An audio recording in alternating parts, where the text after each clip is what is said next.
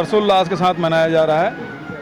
छत्तीसगढ़ में इसका विशेष महत्व इसलिए भी है कि सरकार की तरफ से आज गौठान दिवस मनाने का निर्णय लिया है और गौठान में जिस प्रकार से अनेक प्रकार की गतिविधियां संचालित हो रही है उसका लाभ सीधा सीधा किसानों को, पशुपालकों को मिल रहा है, स्व सहायता समूहों को मिल रहा है और जो गोपालक हैं या ऐसे लोग जो भूमिहीन भी हैं वो लोग भी गोबर संग्रह करके विक्रय कर रहे हैं, उसका लाभ ले रहे हैं। तो अभी तक के हम लोगों ने 110 करोड़ से अधिक की राशि उनके खातों में डाल चुके हैं। वर्मी कंपोस्ट भी लगातार उसका उपयोग बढ़ते जा रहा है जिससे कृषि में सुधार हो रहा है और ज़मीन के स्वास्थ्य में सुधार हो रहा है। तो इस प्रकार से अभी सीजन है फसल कटाई की।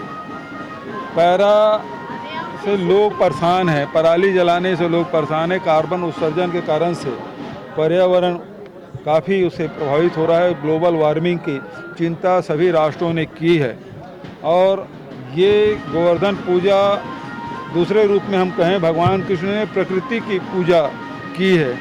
तो आज यदि प्रकृति को हमको बचाए रखना है, पर्यावरण को बचाए रखना है तो ज़रूरी है कि पैरा को न जलाएं बल्कि पैरा दान करें, गौठान मिलाएं ताकि हमारे जो पशु हैं बिना चारे के भूखे न रहें, उसको चारा मिले और फिर जो गोबर एकत्रित होगा उससे हमारे वर्मी कंपोस्ट बनाएंगे, खाद बनेगा।